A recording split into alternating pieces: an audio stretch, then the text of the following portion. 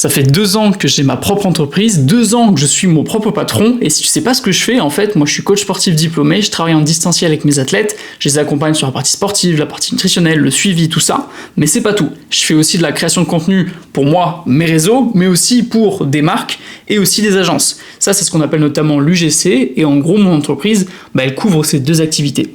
Donc là maintenant, tu as une meilleure vision un petit peu de quoi se composent mes journées. Moi, j'adore avoir un petit peu cette double casquette, ça me permet vraiment de changer un petit peu d'univers d'un moment à l'autre de la journée, même d'une journée à l'autre dans la semaine. Donc ça, c'est cool, ça fait de la fraîcheur, et puis les 2 sont totalement corrélés, je prends du plaisir à faire les 2, et franchement, moi, je me régale à faire ça. Mais il faut savoir que cette situation dans laquelle je suis actuellement, donc travailler à mon compte et faire des choses qui me plaisent, en fait, ça s'est forgé, notamment au travers de plusieurs jobs que j'ai pu avoir, plus exactement 5 métiers que j'ai eu dans le salariat avant de devenir entrepreneur, avant de monter mon entreprise, et je vais te raconter tout ça. Parce que chaque métier m'a enseigné une leçon super importante que j'ai vraiment gravée dans mon cerveau pour la suite, et pour faire en sorte qu'en fait, la suite de mon parcours professionnel soit plus cohérent avec ce que je veux, et surtout qu'il fasse beaucoup plus sens, et que là-dedans, en fait, je me respecte beaucoup plus. Je te raconte tout ça. Alors, le premier job que j'ai fait, et je suis très reconnaissant que ça a été ma première expérience professionnelle, j'ai été serveur en extra dans un restaurant, plus précisément une crêperie, et ça, j'ai adoré. J'ai adoré tout simplement parce que j'ai eu la chance d'avoir un patron, mais qui était génial, et surtout, c'est le seul métier où j'ai ressenti ça. C'est qu'en fait, j'étais pas en dessous de lui dans sa hiérarchie mentale, c'est-à-dire dans ses actions, dans ses mots, j'étais pas en dessous de lui, mais je travaillais avec lui. J'étais à son égal. Parce que quand j'ai commencé à faire des extras en tant que serveur dans cette crêperie, j'avais 16 ans. Et du coup, c'est vrai que j'étais vachement jeune, c'était ma première expérience professionnelle, et pour autant, mon patron, il m'a directement pris un peu comme son égal. C'est-à-dire que c'était vraiment agréable de pas avoir quelqu'un en fait qui te rabaisse, qui te dit que t'es plus petit, que t'y connais rien.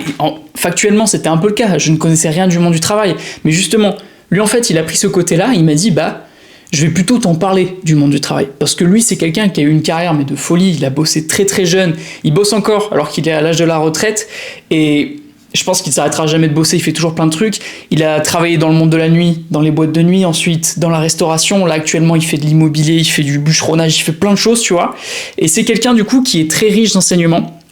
Et je me rappelle d'un petit détail, c'est que si jamais il y a des serveurs qui regardent cette vidéo, vous allez comprendre. Alors, pas quand tu fais du service à la carte. Ça, j'ai fait du service à la carte et ça marche pas. Mais dans les réceptions, tu as toujours le moment de calme avant la tempête. C'est-à-dire que les gens s'installent, les gens regardent et tout ça, ou en gros, tu attends dans la cuisine. Il n'y a pas beaucoup de moments comme ça, mais tu en as quelques-uns. Et ces moments-là, ils peuvent être un peu stressants, parce que tu sais qu'après, ça va envoyer du pâté, qu'il va falloir vraiment être au taquet, tout ça. Mais moi, j'aimais bien ce genre de moment, parce que dans ce genre de moment, on discutait avec mon patron. Je garde des très très bons souvenirs de ces discussions, parce qu'en fait, c'est quelqu'un qui me racontait un peu ce qu'il faisait, sa façon de voir la vie, tout ça, qui s'intéressait un peu à moi et qui attendait aussi des réactions de ma part sur ces histoires pour voir un petit peu comment j'allais réagir. Et c'était hyper instructif. J'ai appris beaucoup de choses, ça m'a aussi semé des petites graines, j'ai envie de dire, dans l'esprit sur qu'est-ce que c'est que le travail, qu'est-ce que c'est qu'en fait, se retrouver avec les autres et tout. Enfin, il y avait beaucoup de choses, c'était hyper instructif. J'ai adoré et je suis hyper reconnaissant d'avoir eu cette première expérience de travail. Parce qu'en fait, ça m'a donné une image positive du monde du travail. En plus, moi, je suis quelqu'un de bosseur dans l'âme. Moi, ça me faisait pas peur de faire des heures. Je kiffais même. En plus, honnêtement, voilà, c'était petit truc. C'est que comme quand j'ai commencé ce service, j'avais 16 ans, faut savoir que mes potes ne bossaient pas. Et quand tu dis à tes potes, pour la soirée, j'arriverai que après 23h, parce que je bosse. À 16 ans, tu te sens frais. Quand tu dis ça, tu te sens frais. Et puis, en fait, ce job, je l'ai gardé de mes 16 à peu près 18 ans. Après, je suis parti à la fac, donc c'était beaucoup plus éparpillé, entre guillemets, parce que j'étais beaucoup plus à Rennes que dans la ville dans laquelle je faisais ça. Mais franchement, des souvenirs incroyables, et c'est vrai que j'adorais le fait de pouvoir dire « les gars, je travaille ». Parce que c'est vrai que ça te met un côté plus mature, directement.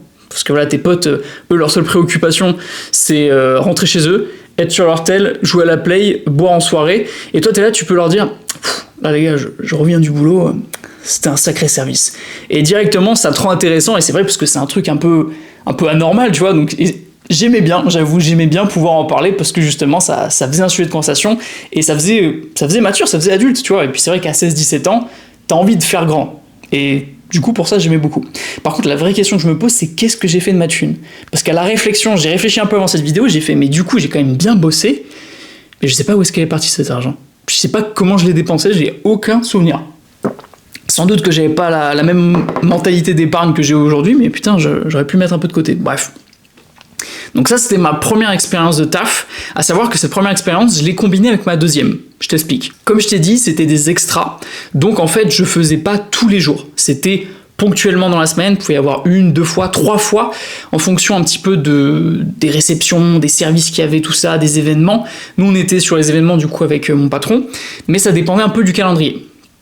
Mais l'été, du coup, de mes 18 ans, où j'ai eu l'âge légal de travailler en entreprise avec un contrat et tout ça, et bien, tout simplement, j'ai commencé avec peut-être la pire expérience en termes d'emploi. C'est-à-dire que j'ai travaillé à l'usine. Alors tu peux te dire, l'usine, c'est vrai que c'est pas drôle, mais en vrai ça va. Sauf qu'il y a des petites circonstances un peu, alors pas atténuantes, mais à l'opposé. J'ai pas le mot qui me vient tout de suite, mais tu comprends. En gros, je travaillais à la découpe de volailles dans une usine. Et ce qui fait qu'on avait des horaires vraiment... Alors, on était à la limite des horaires de nuit, donc je ne touchais pas la prime de nuit. Déjà, la première fois où je me fais baiser. Deuxième fois, on était dans des chambres froides, mais pas assez froides pour qu'il y ait la prime de froid. Deuxième fois où je me fais baiser. Tout ce qui est odeur, tu n'imagines même pas à quel point ça m'imprégnait les vêtements. Parce qu'en fait, tu fais de la découpe, tu vois de la bidoche, de la viande partout. Alors, c'était pas de la viande bio évidemment, donc t'imagines bien la gueule un petit peu de la dinde qui arrive sur le plateau. L'odeur, elle était affreuse. Elle m'a collé vraiment à la peau, aux fringues, aux cheveux pendant un moment. C'est... Waouh, ça vraiment, ce contexte, cet environnement, entre le froid, les horaires, l'odeur et les gens, entre guillemets, parce que déjà, t'avais un bruit constant, donc ça faisait mal à la tête de fou. En fait, les machines avec à côté desquelles tu bosses, excuse-moi, eh bien, c'est hyper bruyant. Tu n'entends pas les autres sont obligés de gueuler pour communiquer avec toi, donc déjà, ça crée un truc un peu bizarre. Et puis, j'ai rencontré aussi, nous on les appelait, ça s'appelle, je pense comme ça dans toutes les usines, les casques rouges et les casques bleus. Tu sais, c'est des gens qui sont un peu gradés dans l'usine. Et c'est là où je me suis rendu compte qu'à quel point, quand tu donnes un peu de pouvoir à un humain, il peut se comporter comme un connard.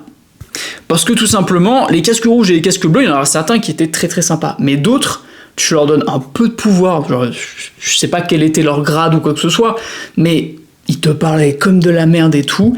Et comme je travaillais presque que avec des Roumains, pour la plupart, c'est vrai qu'ils leur parlaient très mal. Je sais même pas si les pauvres y comprenaient, mais c'est vrai que l'ambiance était vraiment exécrable. Alors, franchement, les Roumains étaient très solidaires entre eux. Ils savaient rigoler dans ce genre de situation. Enfin, je sais pas comment ils faisaient, mais trop fort, parce que j'avoue que moi, j'étais vraiment en mode pilote automatique.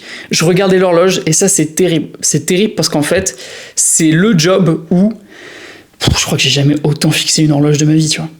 Et ça a été hyper pénible. Alors, je suis content de l'avoir fait. Si jamais je devais remonter le temps, je le ferais. Parce que justement, comme je te dis, ça va me donner une putain de leçon pour la suite. Parce que c'était très pénible. Ça, c'est le terme. Je me levais tôt. Je faisais des horaires de con. J'avais mal partout. Il faisait froid. Ça puait, il y avait du bruit, il n'y avait pas de contact social, que ce soit avec des clients ou même avec des membres de ton équipe, parce que les membres de l'équipe, c'était soit des gradés qui se prenaient pour des petits chefs, soit des personnes qui parlent pas la même langue que toi, donc compliqué d'avoir des relations sociales, tu vois. Et c'est putain de répétitif. On te met à la chaîne, tu fais un mouvement pendant tout le long, on te change de place, etc., etc. Rien de stimulant intellectuellement, rien du tout, tu vois. Mais en fait, pendant cette période, du coup, je lisais beaucoup à la fois, sur tout ce qui est dev perso et tout. Si tu me connais un petit peu, tu sais que ça, j'en suis dada. Enfin, c'est vraiment un truc sur lequel... c'est dans mon ADN, le développement personnel, le fait de vouloir évoluer, de vouloir progresser. Et je réfléchissais beaucoup, du coup. Parce que comme tu es en pilote automatique, tu fais tout le temps le même mouvement. J'ai peut-être musclé une capacité de réflexion à ce moment-là. Donc, je pensais à beaucoup de choses, j'allais dans beaucoup de réflexions sur plein de sujets, mais vraiment plein, et je me rappelle qu'à la pause, en fait, je sortais mon carnet, parce que j'avais un petit carnet dans la poche, et je notais tout ce à quoi j'avais pensé qui valait la peine d'être noté. Et en fait, j'avais un carnet de notes, mon pote, qui était énorme. Alors, qu'est-ce que je notais dessus ? Je crois que ça pouvait être des idées un peu, peut-être pour l'après, peut-être des idées en termes de sport, des idées en termes peut-être de dev perso, d'habitude à mettre en place, enfin, des réflexions peut-être un peu profondes et tout. Je n'ai pas le souvenir, je sais plus si j'ai encore ce carnet, peut-être pas, parce qu'il a dû vachement morfler en même temps avec tous les sucs digestifs et puis le sang, en fait, tout simplement, qu'il devait y avoir dans ma poche. Donc voilà. Mais je me rappelle de ça. Ça a musclé ma capacité de réflexion. Et quand j'ai arrêté, je me suis dit, tu sais quoi, Tristan, quand même, il y a des gens, alors, malheureusement, ils vont faire ça toute leur vie. Et ça, franchement, c'est triste. Hein. Alors, certaines personnes peut-être se contentent de cette situation et ça leur plaît. Tant mieux. Moi, je donne juste mon avis. Là-dessus, il n'y a aucun jugement de valeur ou quoi que ce soit. Là, très clairement, je donne juste mon avis. Je me suis dit, moi, je ne veux pas ça pour moi. Je l'ai fait pendant 2 mois. Crois-moi qu'à la fin, justement, la grande leçon que ça m'a enseigné, c'est que, putain, je vais faire en sorte de me bouger le cul pour que ça soit pas ma seule option. Parce que quand tu sors du lycée, en fait, la voie, elle est un petit peu plus grande. Tu peux aller à la fac, tu peux commencer à bosser. En fait, t'es un peu lâché dans la nature. C'est là où tu vas prendre des décisions qui vont orienter ta vie. Et tu peux te poser la question, ok, mais si ça marche pas, qu'est-ce qui se passe ? Et là, je me suis dit, mais gros, on s'en fout. Tu feras un truc qui marchera, mais tu te trouveras pas dans cette situation. Tu reprendras pas cette place-là. Je la veux pas. Et ça m'a donné du coup une niaque de me dire, bah gros, t'as connu des conditions de travail pénibles, n'ayons pas peur des mots, et mec, fais en sorte que ce soit plus jamais le cas. Fais en sorte de ne plus jamais avoir ça. Et surtout, si jamais t'as réussi à tenir ça, à tenir le rythme sur 2 mois, parce que nous, on avait énormément d'abandon dans l'usine, énormément, tu vois. Et donc, j'étais un peu fier de me dire, bah, j'ai tenu les 2 mois. C'est pas beaucoup de mois. Comme je te dis, il y a des gens qui font ça toute leur vie. Mais comme première expérience de boulot hors la restauration, bah, je suis content d'avoir tenu, de pas avoir craqué. Parce qu'en plus, ils nous en parlaient souvent. Ils disaient, oui, si vraiment vous en pouvez plus et tout, vous voulez arrêter, bah, on peut rompre le contrat, nanana. Donc ça, ils t'installaient la pensée dans la tête en mode, écoute, si tu veux arrêter, c'est pas grave, arrête. Mais moi, par fierté, je me suis dit, maintenant, j'ai commencé, je finis. Et alors, si vraiment ça allait pas du tout, je pense que le mieux, c'est d'arrêter, hein, c'est pas de se tuer la santé pour ça. Mais là, pour le coup, mis à part la pénibilité, tout allait bien. Donc, je me suis dit que j'allais le finir. Et c'est ce que j'ai fait. Comme je t'ai dit, voilà la grande leçon que ça m'a tirée. Petite info, je viens de penser, pour le job d'avant, la restauration, comme je te disais, je bossais en même temps, du coup, sur les week-ends en restauration pendant que la semaine j'étais à l'usine. Ça a été un été assez chargé, je suis d'accord avec toi. Parce qu'en fait, comme c'était des extras, bah, je pouvais cumuler. Alors j'étais content, ça me faisait des sous. Et faut savoir que moi, du coup, ça m'a permis de faire quelques sous avant d'arriver à la fac. Parce que là, du coup, j'allais avoir mon loyer, mes courses, tout ça. Et donc j'étais en mode, ok, il faut coffrer pour qu'une fois que j'arrive à la fac, parce que j'allais en STAPS à l'époque, je puisse avoir de quoi vivre normalement, tu vois, et qu'il n'y ait pas de problème là-dessus, et que j'ai un petit matelas. C'était mon objectif. Du coup, je me suis envoyé mon pote sur l'usine, les services, et ça a été un rythme très costaud, un rythme qui m'a aussi un peu fait perdre des amis, tu vois. Pour être 100% honnête avec toi, j'ai eu beaucoup de reproches cet été-là, en mode, t'es pas là aux soirées, tu fais pas de sortie la semaine avec nous et tout.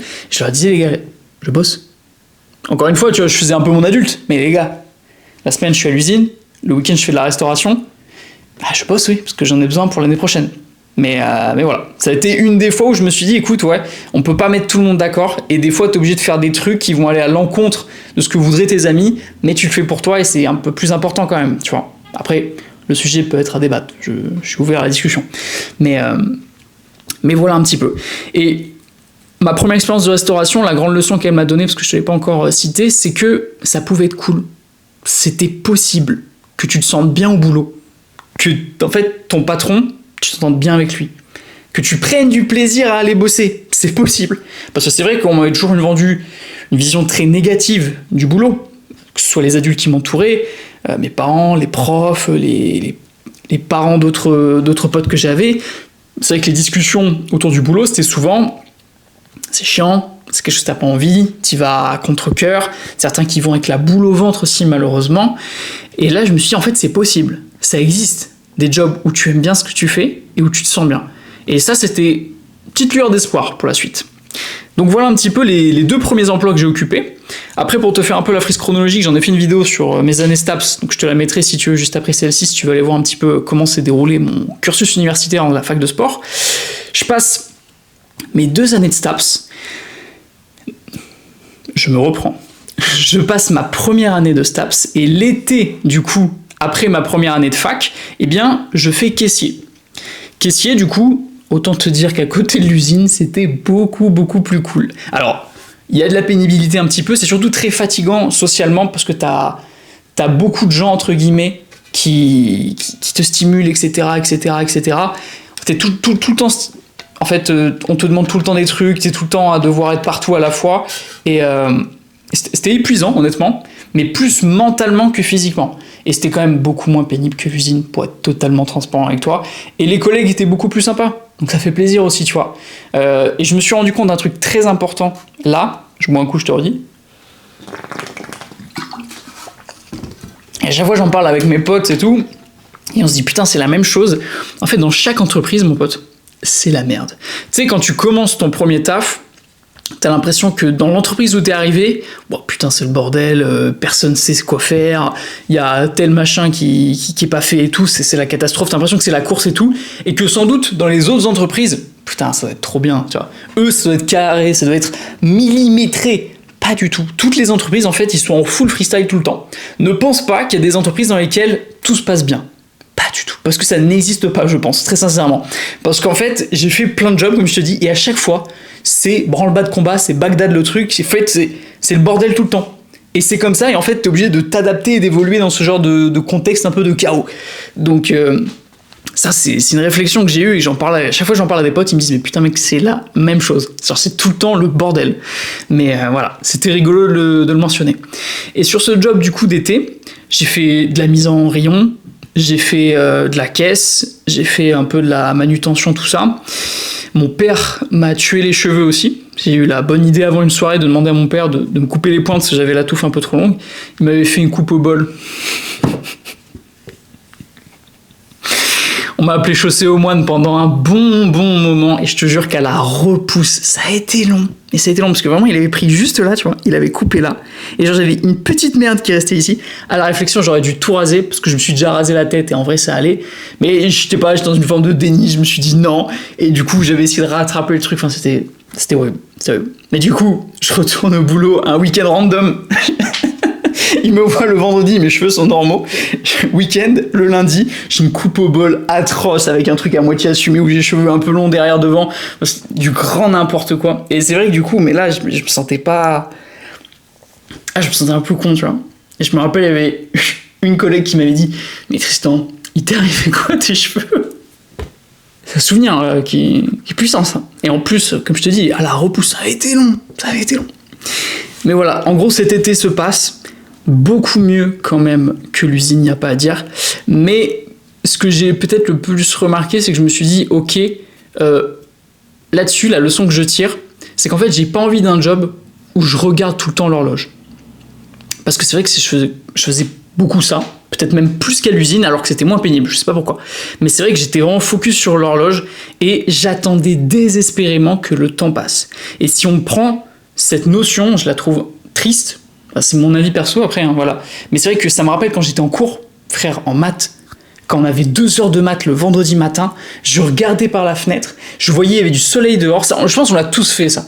Tu regardes, il y a du soleil dehors et tu te dis, mais en fait, moi là je suis dans une réalité où j'ai le cul vissé sur ma chaise, j'apprends des trucs qui me serviront à rien du tout. Pourtant à l'école on m'a pas appris à faire une fiche d'impôt ni des déclarations URSSAF. T'inquiète pas que ça non, on t'a pas expliqué ce que c'était la TVA non plus. Donc voilà, si tu ouvres une entreprise, l'école ça sert à rien. Non, plus sérieusement, t'apprends des trucs qui, très sincèrement les gars, disons-le, au lycée t'apprends des trucs en maths, tu t'en serviras jamais. Pourtant t'es noté là-dessus et on va définir un peu ton niveau d'intelligence là-dessus. Quand tu prends un tout petit peu de recul sur la situation, tu te dis en fait, je suis en train de demander à un poisson de grimper à un arbre et je vais noter son niveau d'intelligence là-dessus. Mais non, le poisson il est fait pour nager, pas pour grimper. Donc voilà, mais bon bref, ça c'est un autre sujet. Mais je me rappelle justement cette notion de regarder l'horloge et d'attendre désespérément que le temps passe. Mais je trouve c'est triste parce que du coup en fait, tu sais, tu intériorises qu'il y a une durée dans laquelle en fait, il y a de la pénibilité et ça te fait chier. Et il faut que le temps passe, il faut que tu tues le temps. Et après, une fois, tu seras libéré. Mais je trouve que cette conception elle est hyper triste parce que du coup ça veut dire qu'on a des moments où on est enchaîné à une routine qui nous plaît pas, qui nous ennuie. On a hâte que ça se termine, que le temps passe. Et après, on peut profiter. Mais après, la routine ennuyante reprend. Et ça, franchement, je me suis dit, c'est une notion que j'ai plus envie d'avoir. J'ai envie d'essayer de me libérer de ça. Pas évident, d'accord, au monde du travail, de faire ça. Mais je pense qu'en trouvant déjà un job qui te plaît plus, t'as moins cette sensation du temps qui est long et là où tu espères en gros que ça passe. Donc l'été se clôture. Je fais ma 2e année de STAPS. Si t'as vu ma vidéo sur STAPS, tu vois ce que je vais dire. Je m'arrête en cours d'année parce que ça me correspond plus, la fac, c'est beaucoup trop théorique, ça me saoule.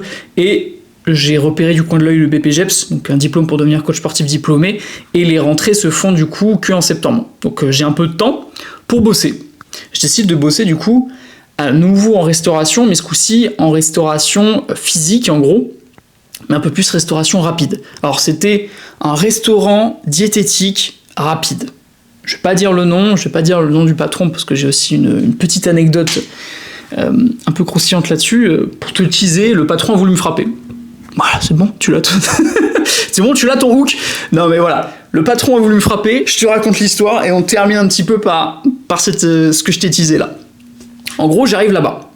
Faut savoir que j'avais postulé sur Indeed, voilà pour ceux qui connaissent, et j'avais pas eu de réponse, donc je me suis dit, bah gros, je vais faire le gars motivé, je vais y aller à pied. Et ce que j'ai fait, je suis allé à pied, c'était pas très loin de chez moi honnêtement, donc ça allait. Je suis allé à pied avec mon CV et tout, pour lui montrer que j'étais motivé. Et le gars, en fait, je fais hyper bonne impression. Il me dit go, c'est parti, bah écoute, tu commences, je crois que c'était la semaine prochaine, tu vois. Donc je me suis dit, putain, j'ai trop bien fait d'y aller à pied. Peut-être que ça marche encore cette technique, pour ceux qui veulent trouver un job d'été ou quoi que ce soit, essayez peut-être. Et je commence du coup, donc mon emploi du temps c'était simple, c'était le matin, je faisais que de la cuisine, et je kiffais ça. Parce que moi j'aime bien cuisiner, tu vois. Et donc préparer des trucs, ça me faisait plaisir.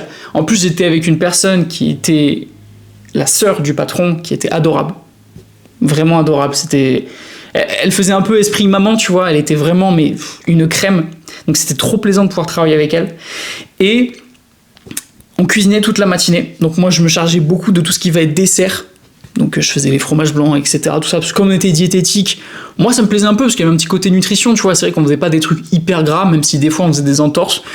Quand tu fais de la restauration diététique et que tu sers des frites le vendredi, on peut remettre un peu en doute le côté diététique, mais bon. Non, et franchement, du coup, toutes les matinées je cuisinais, je kiffais. Le midi, je passais au service, donc j'étais à l'avant, je prenais les commandes, je faisais les bons, je passais sur le pass et je récupérais les commandes, je les servais et tout.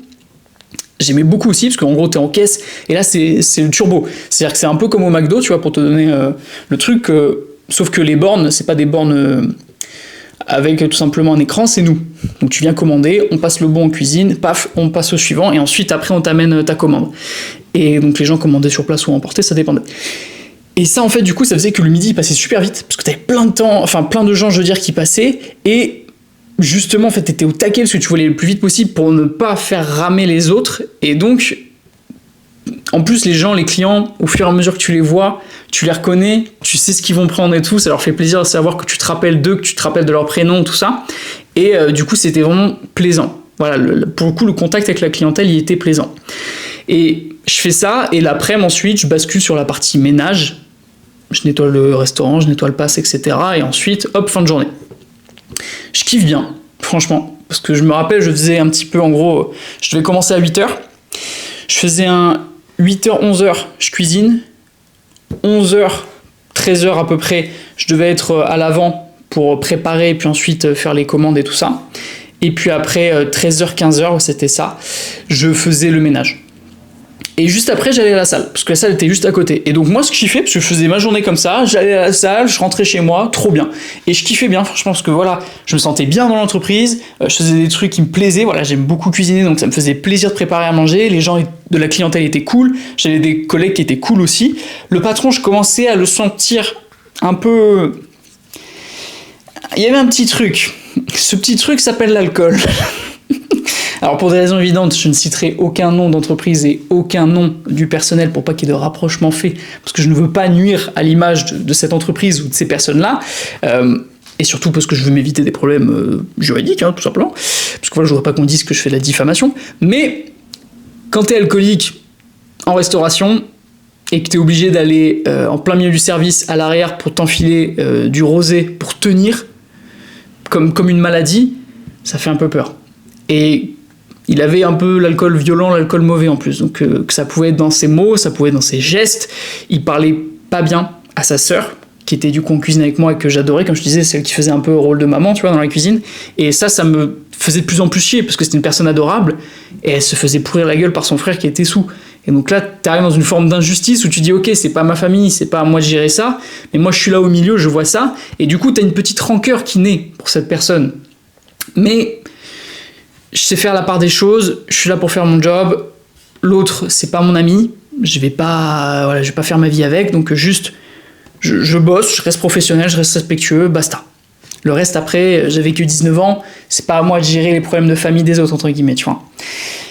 Et le temps passe, ça se passe très bien. Alors, il y avait un gros turnover dans cette entreprise, de sorte à ce qu'en fait, j'ai vu beaucoup de gens passer. Moi, je restais, mais les gens passaient beaucoup.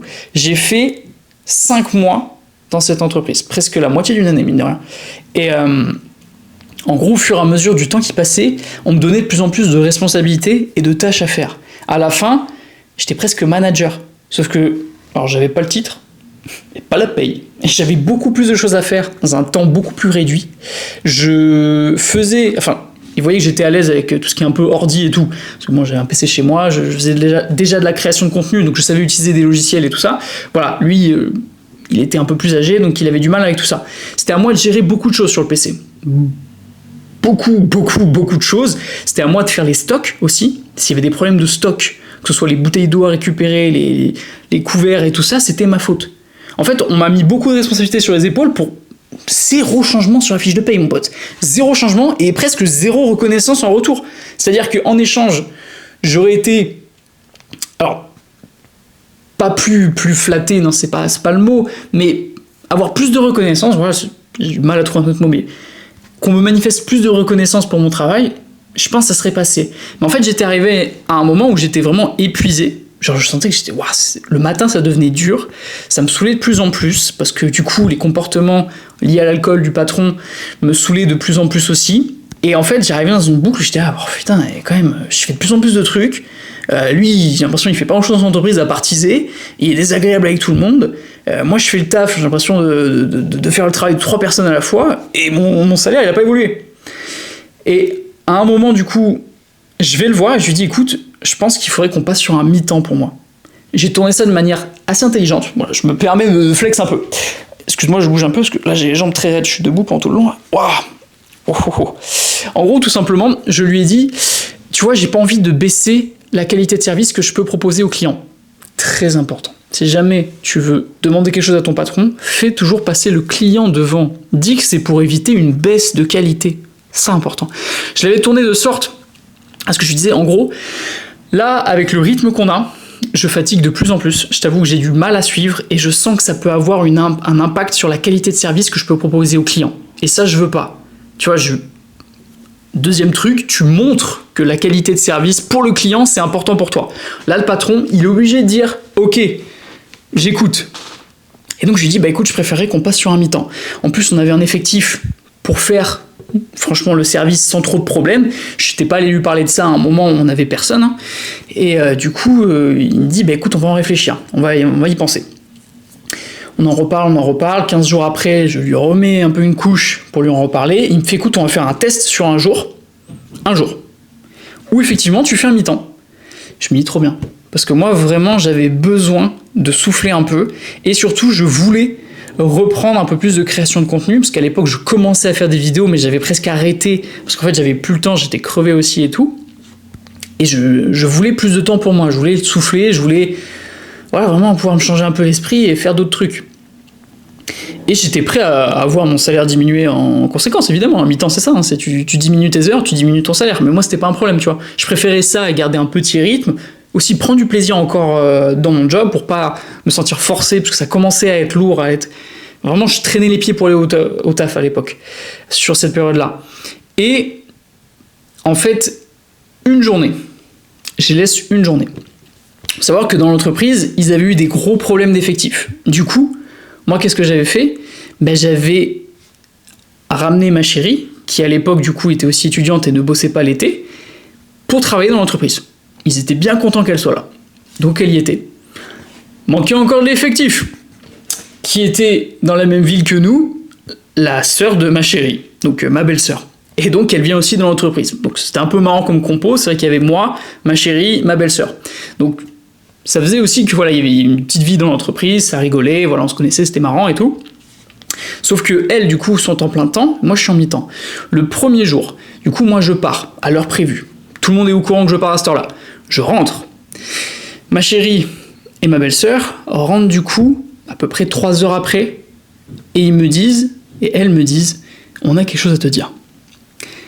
Le patron, il a pété un plomb.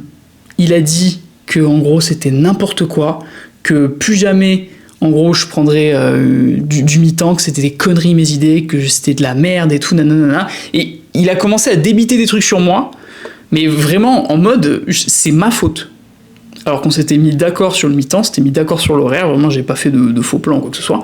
Et le gars, pour lui c'était ma faute. Et il a commencé à casser du sucre sur mon dos. En mode c'est n'importe quoi, c'est de la merde, une idée de merde, et s'il est pas foutu de faire ça et tout, de tenir un job entier, ça sert à rien à son âge et tout. Et il a commencé à lâcher des trucs sur moi. Et donc moi je suis ok. J'ai pris mon PC, j'ai rédigé ce qu'on appelle une lettre de démission. Parce que moi, ça c'est la leçon que j'en ai tirée, c'est que quand je te respecte, tu me respectes en retour. Et si tu ne me respectes pas, ben je me respecte assez pour partir. Je sais pas si t'as compris, mais t'as peut-être l'idée. Et en gros, je me suis dit, ça, je le mets dans ma poche. On retourne au boulot demain, on va discuter. Et si, en évoquant cette situation, parce que je comptais lui mettre sur la table, il manifeste pas des excuses ou des remords d'avoir parlé comme ça je lui donne en main propre. Et t'inquiète pas, effet immédiat, tout ça. Et donc, le lendemain arrive, j'ai ma petite lettre de démission dans la poche. Tu commences peut-être à voir pourquoi est-ce qu'il a voulu me frapper à la fin. J'ai ma petite lettre de démission dans la poche, tranquille, tu vois. J'arrive au job, je commence ma journée, tout ça, et il appelle. Il appelle pour des trucs banals, tu vois. Et moi, je lui réponds assez froid. Parce que je me dis, bah frérot, t'as quand même cassé du sucre sur mon dos quand j'étais pas là. Moi, je te respecte depuis le début. C'est un gars qui avait 1001 défauts, j'ai jamais rien dit en public sur lui, tu vois. Parce que voilà, je fais preuve de respect quand même envers les gens. Si ça ne me concerne pas, voilà, il n'y a pas nécessité à le dire, je vais pas le dire. J'aime pas faire la commère, je vais pas raconter des histoires, alors que, putain, il y avait des choses à dire, hein, il y avait des choses à dire, l'alcool, tout ça, enfin, il y avait des choses à dire. Moi, j'ai toujours fermé ma gueule, j'ai toujours bien fait le taf, j'ai toujours été agréable avec tout le monde, et j'ai toujours été réglo, de A à Z. Le gars passe au resto ensuite, en physique, et il est énervé parce que du coup il a vu que j'étais froid au téléphone. Et il m'a dit c'était quoi ça ? Je fais je crois qu'il faut qu'on parle. Et je commence à lui dire ça. Et là il commence à monter dans les tours et tout ça, à s'énerver. Je fais tu sais quoi ? Je t'arrête ? Ça c'est pour toi. Je lui donne ma lettre de démission. Il ouvre le truc, il voit les mots démission. Je m'étais renseigné sur internet sur comment est-ce qu'on rédige une lettre de démission, tu vois. Donc tout était en ordre. Hein. Et il commence à péter un plomb. En disant que je vais foutre le restaurant dans la merde, que si c'est ça que je veux, eh ben on n'a qu'à sortir pour s'expliquer. Le gars est en train de s'approcher. Alors, je sais pas s'il avait bu à ce moment-là de la journée, on était le matin. Mais après, il était très déterminé ce monsieur, donc peut-être effectivement qu'il avait déjà un coup dans le nez. Il commence à se rapprocher de moi et à vouloir qu'on sorte pour régler ça. Petit contexte. À cette époque-là, j'ai quoi ? J'ai 19 ans. Frérot, le boug. Il fait 5 fois mon poids, il fait une tête de plus que Wam, et puis il veut te casser la gueule. J'ai 19 piges, le gars il en est devant en avoir 40, 45. Frérot, le combat n'est pas... J'ai un ours en face de moi, j'ai un ours. Voilà, ça se devait faire quoi. Ça faisait un an que je faisais de la muscu. Donc même, tu vois, physiquement, j'étais pas encore in shape. J'avais jamais boxé de ma vie. Voilà, le combat était perdu d'avance. Quel intérêt d'y aller, tu vois. Donc moi, j'étais vraiment en mode, ok, on va pas aller sur ce terrain-là parce que je ne veux pas mourir. Et du coup, j'étais en train de dire, mais gros, on va pas se battre. On ne va pas se battre. Dans aucune dimension, on va se taper sur la gueule. Même si je pense qu'au prud'homme, c'est moi qui gagne. Mais sur le coup, j'avais peur de perdre sur le ring. Mais, et il s'énerve. Et là, il y a ma belle-sœur qui arrive et qui va lui pourrir la gueule. Mais vraiment, pourrir la gueule d'une puissance très très puissante.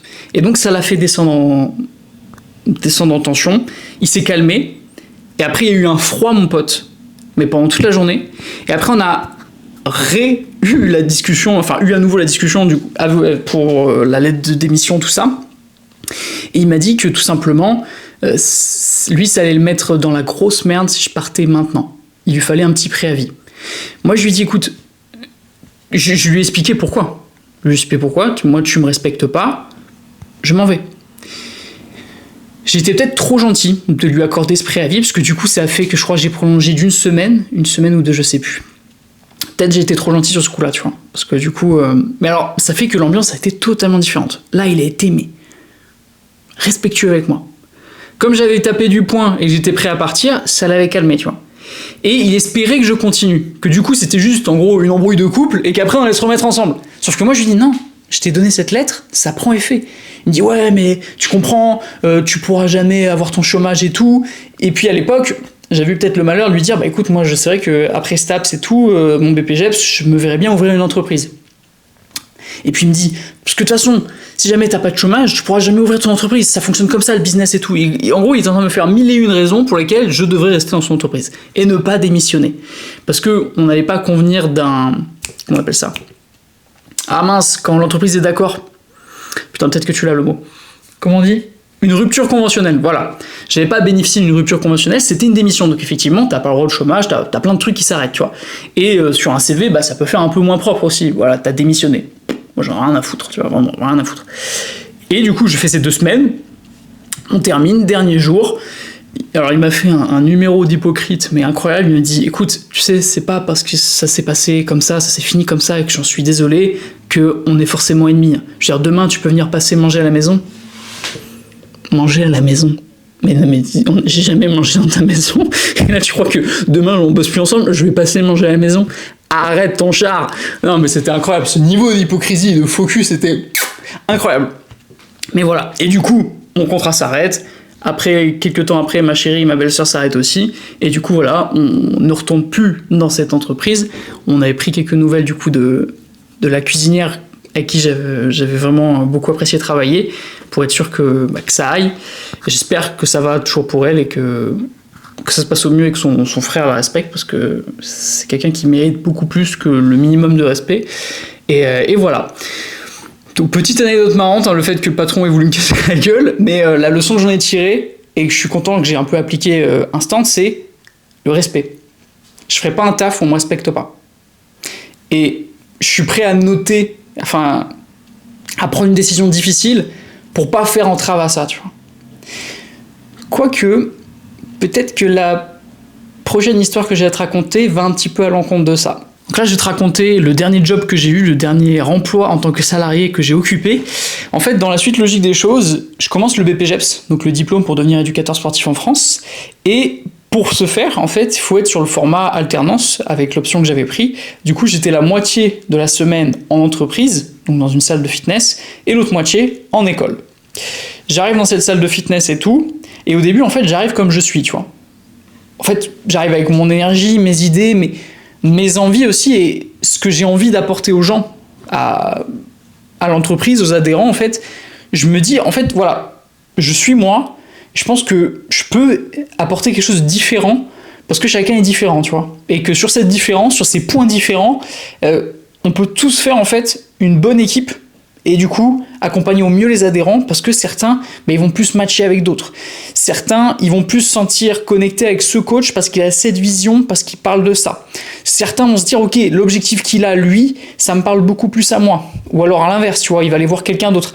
Mais en fait, ça fait qu'il y a de la diversité dans la salle, que ce soit dans le staff, et ça correspond du coup à la diversité qu'il y a dans les adhérents. Sauf que cette idée, en fait, d'être soi-même, elle a été un peu coupé. En fait, ça, on me l'a dit en face. On m'a dit, nous, ce qu'on veut, Tristan, c'est un coach de fitness. C'est pas toi, là, qui fais des vidéos, développement personnel, tout ça. On me l'a résumé d'une manière un peu négative, parce que je suis arrivé dans cette entreprise, moi, j'avais présenté le fait que j'étais créateur de contenu à ma petite échelle, mais que du coup, c'était quelque chose qui me passionnait et tout. Et à travers discussion, j'avais pu parler de mon plaisir pour la notion d'évolution, de la nutrition, l'entraînement, tout ça, ce qui sont plutôt des bons points pour une activité en tant que coach, qu'apprenti. Mais en fait, ils avaient fait un petit checking sur mon compte, et ce qui en était ressorti, c'est que j'étais peut-être un peu trop énergique, que je voulais peut-être un peu trop aider les gens à devenir une meilleure version d'eux-mêmes. C'est les mots qui m'ont sorti, c'est resté gravé là-haut. Et on m'a dit, ça on veut pas. Et là, pour le coup, tu vois, la notion de respect que je t'ai parlé dans l'histoire d'avant, c'est pas un manque de respect, ça, en soi. Mais moi, j'ai accepté qu'on me dise ça, et du coup, en fait, je suis arrivé en fait, comme une pierre un peu avec son côté difforme, mais qui fait son authenticité, tu vois, qui fait le fait qu'elle est unique. Et en fait, j'ai accepté qu'on vienne me lisser. Et je suis devenu un galet. Je suis devenu un coach de fitness. En fait, pendant toute cette période-là en entreprise, je suis devenu quelqu'un d'autre. Très sincèrement, je me suis perdu pendant cette période. Je me suis retrouvé à la fin, quand j'ai arrêté, et j'ai compris à quel point, en fait, je pense que c'est dommage que j'ai pas pu m'exprimer en tant qu'individu unique, hein, parce qu'on est tous différents, tu vois. Mais j'aurais pu apporter des trucs à chacun. Et en fait, là, on m'a envoyé dans un moule. On s'attendait à ce que je fasse ça, pas autre chose. Pas différemment. Ça comme ça. Et j'ai accepté. J'ai accepté, je pense aussi, parce que j'avais le rôle d'apprenti. Donc je suis toujours, hein, j'étais reconnaissant envers l'entreprise, du coup, de me prendre en formation. C'est eux qui payent la formation envers l'école, donc voilà, je suis reconnaissant, je suis redevable en quelque sorte, et je travaille chez eux, il faut que ça se passe bien pour que je clôture l'année, que je clôture mon diplôme et que je puisse ensuite en faire mon activité. Donc voilà, donc j'ai accepté peut-être plus facilement. C'est pas un reproche, je pense, à cette entreprise, je pense que c'est un reproche que je me fais à moi-même. J'aurais dû dire, écoute, non. En rapport avec la notion de respect, de se respecter soi-même, là je pense que je me suis pas écouté moi. J'ai écouté ce que voulaient les autres. Alors certes, voilà, je suis dans le rôle d'un apprenti, je suis pas très haut dans la hiérarchie, donc c'est normal, tu t'écrases un peu. Mais j'aurais pas dû pour autant. Je pense pas. Et après, j'ai dit oui à beaucoup trop de trucs. Des trucs qui me faisaient pas envie, des trucs qui me faisaient pas plaisir. Excuse-moi, il y a une moto qui est passée, j'espère que tu as pas trop entendu. Des trucs qui me faisaient pas plaisir, des trucs qui me faisaient pas envie. Et en fait, au plus le temps passait, au plus ça me plaisait de moins en moins d'être en salle de fitness, dans cette salle de fitness. Très sincèrement, parce que comme je te dis, je me suis perdu. J'étais plus moi, j'étais un gars. Et en même temps, le rythme de tout ça est très costaud. Et je vais être très honnête avec toi, je pense que j'ai pas été très... J'ai du mal à te le dire. J'ai pas été une très très bonne personne sur certains angles, dans le sens où, comme il y avait les examens, comme il y avait beaucoup de sport, donc physiquement t'es fatigué, comme t'es beaucoup sollicité, parce que voilà, t'as des gens partout et tout, t'es un peu fatigué mentalement, tu dois gérer en entreprise, t'as 15 000 choses à faire, à gérer, t'as les révisions derrière. Moi, comme un enfoiré, je voulais continuer ma création de contenu, donc ça me faisait du temps et de la charge en plus, même si c'était beaucoup plus léger parce que j'avais pas masse de temps, tu vois. Mais je restais encore très focus dessus et je pense que j'ai failli tuer mon couple. C'est ça où je voulais en venir sur cette période-là. À la discussion avec ma chérie, en fait, elle m'a fait part à quel point c'était horrible comme période pour elle, que j'étais vraiment désagréable et tout. Et le pire dans tout ça, c'est que moi, je m'en suis pas rendu compte. Vraiment, moi, elle me dit ça, pour moi, non. Enfin, alors que je la crois à 2000%. Voilà. Et elle aurait aucune raison de... Mais je pense que j'étais tellement la tête dans le guidon que je me suis pas rendu compte d'à quel point cette dimension-là, la dimension couple, je l'ai mis en péril de mon côté. Et... Enfin, heureusement, tout va bien, voilà, ça fait 6 ans qu'on est ensemble avec ma chérie. Et il y a eu un vrai avant-après, quand je me suis mis à mon compte, elle m'a directement dit... Merci. C'est un autre type, beaucoup plus calme, beaucoup plus joyeux et tout ça. Et voilà. Et c'est vrai qu'en fait, ce rythme, combiné à tout ça, combiné à beaucoup de choses, combiné au fait que du coup, je m'exprime pas en tant que Tristan, mais en tant que coach de fitness, tout simplement, ça fait que du coup, j'arrive fin de formation, j'ai ce sentiment un peu de pas avoir fait les choses comme il fallait les faire, de pas avoir pu apporter ce que j'avais à apporter parce que j'étais différent. Parce que chacun est différent, encore une fois, hein, je me jette pas des fleurs à moi parce que attention, je suis différent. Pas du tout. Je pense qu'on a chacun notre authenticité qui peut faire qu'on apporte quelque chose de différent. Et je me suis dit, c'est dommage. C'est dommage, et du coup, j'ai pas pris de plaisir. Parce que je me suis forcé. Je suis forcé à jouer un rôle, je me suis forcé à être quelqu'un.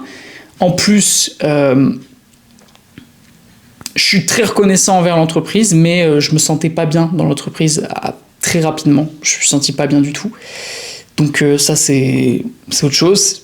Ça peut être moi, ça peut être beaucoup de choses. Enfin voilà, bref, on s'en fout.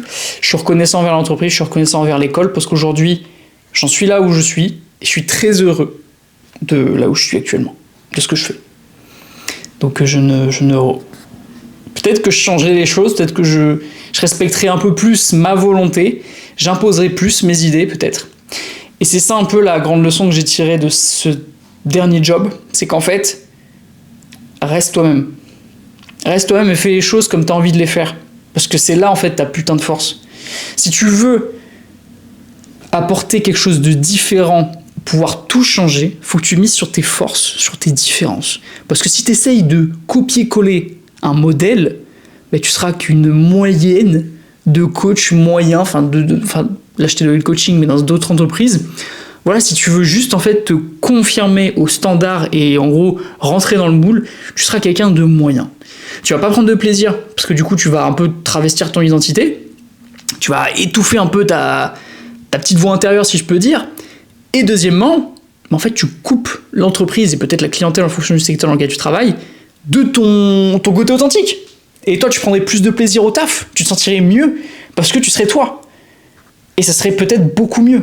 Et du coup, quand j'ai créé mon entreprise, j'ai appliqué les 5 leçons un petit peu que j'ai pu tirer de mes expériences professionnelles. Donc la première avec la restauration, c'est qu'un job qui te plaît et dans lequel tu te sens bien, c'est possible. Avec l'usine, j'ai appris autre chose, c'est fais les efforts, arrache-toi, mais ne finis jamais dans un quotidien professionnel aussi pénible que ça, que ce que j'ai pu vivre à l'usine. Arrache-toi pour que ce soit différent. Et surtout, ne finis pas dans un job comme ça. Troisième leçon avec du coup le travail en grande surface. Le temps, c'est pas ton ennemi. Il faut pas que tu regardes l'horloge en te disant putain j'ai hâte que ça se finisse. C'est un peu triste quand même. Quatrième leçon, donc celle dans la restauration diététique rapide, respecte-toi. Respecte-toi et demande aux autres de te respecter. Important, le respect. Et la cinquième leçon, donc dans la salle de fitness dans laquelle j'ai bossé, c'est reste toi-même. Parce que c'est ta force. Et ça, je l'ai mis en place dès le début, quand j'ai créé mon entreprise, dans ma façon de faire, dans ma façon de communiquer, dans ma façon de vendre, dans ma façon de travailler avec mes clients, avec les marques. Et en fait, si tout roule aujourd'hui, et si je m'amuse, je pense que c'est que j'ai respecté ces principes. Et que moi, du coup, tout ce que je fais, ça fait sens. J'apprécie, et j'ai pas l'impression de travailler. Et c'est là, je pense, la plus grosse victoire que j'ai pu marquer, c'est que je fais des journées, mais parce que j'aime ça. J'aime ça, il y a du sens, je fais quelque chose qui représente quelque chose de force, que j'aide des gens, je crée du contenu pour des marques, j'adore la vidéo, donc ça me fait plaisir. Et avec ça, j'arrive à me sortir un bon salaire et à vivre comme il faut.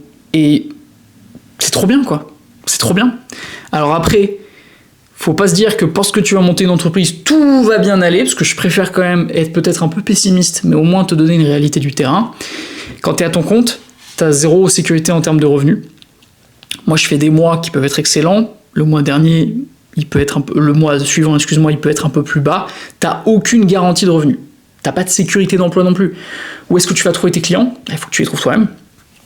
Comment est-ce que tu vas bosser tout ça ? C'est toi qui gères tout. En fait, on se dit, ouais, c'est cool quand tu as ton entreprise, c'est toi le boss.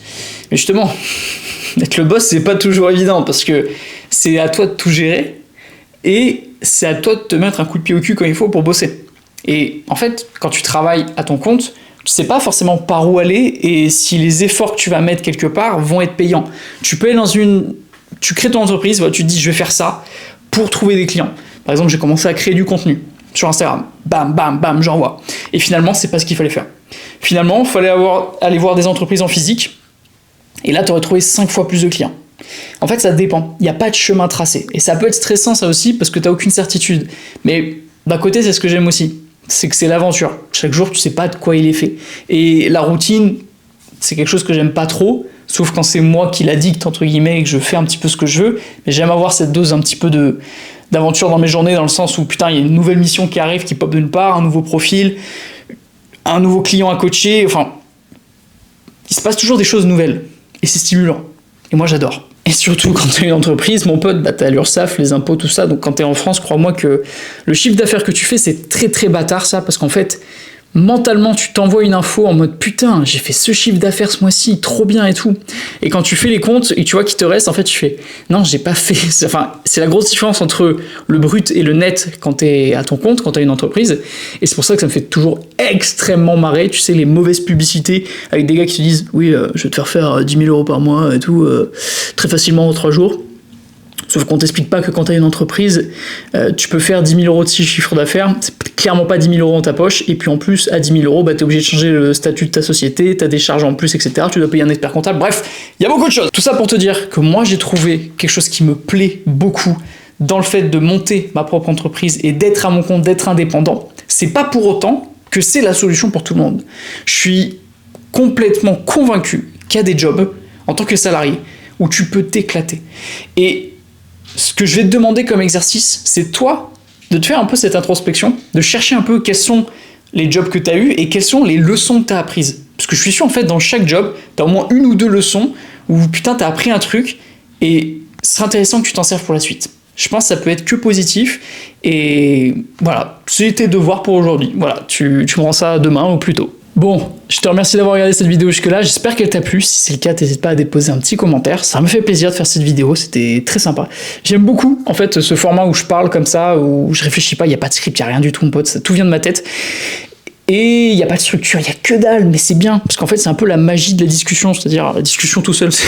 C'est un peu la magie, justement, quand tu allumes une caméra. Souvent, pour être honnête avec toi, le début, je bug beaucoup. Genre, je refais l'intro 3, 4 fois, j'y arrive pas. Mais une fois que je la fais bien, après, c'est parti, c'est en one shot. Et ça, j'adore, parce que du coup, je laisse libre cours à ma pensée, et le rendu, il est naturel, parce que c'est comme je pourrais parler à un pote, et c'est ce que j'aime.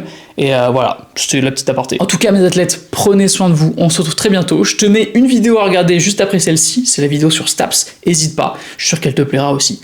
Prenez soin de vous.